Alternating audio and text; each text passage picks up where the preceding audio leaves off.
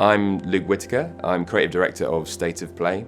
We made South of the Circle, which is a narrative adventure game set in Antarctica in the 1960s.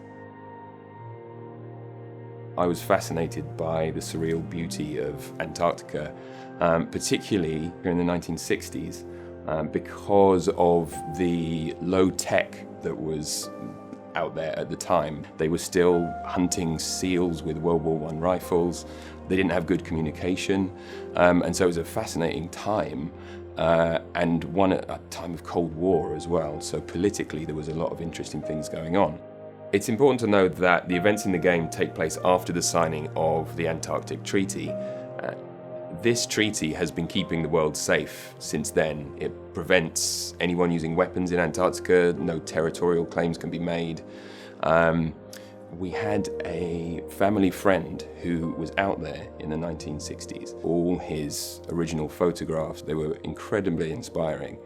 And he could tell us all these stories, and some of these made it into the game, like the World War I rifle.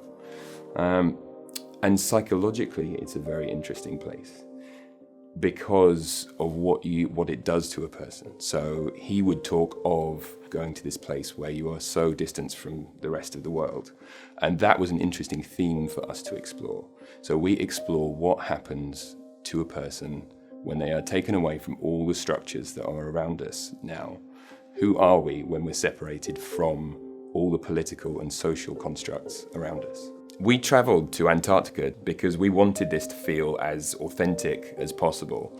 We could have researched this using the internet, we could have Googled images, but we didn't want to create something inauthentic. We could have created then just an image of what we thought Antarctica was. We all have that image of the perfect iceberg floating in Antarctica, but when we got there, we discovered there are things like sunken volcanic craters which have black ash up the side, that are hidden from boats, and you can sail right into the center of them, and you can climb up the mountains inside. So the colors that you see there, you just can't see anywhere else.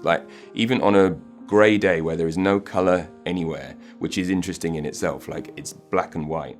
If you come across a crevice in the snow, it will be the bluest blue you have ever seen in your life. It's light reflecting through the snow 1,000,000 times and then coming out straight into your eyes, and it feels like a portal to another world.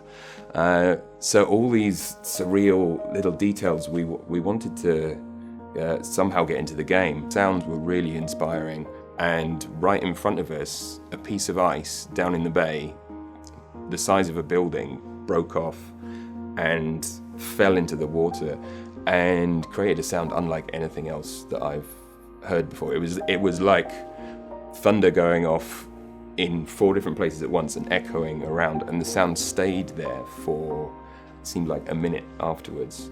And then it was silent again completely after that. So yeah, it was a very out-of-body experience sometimes, almost dreamlike.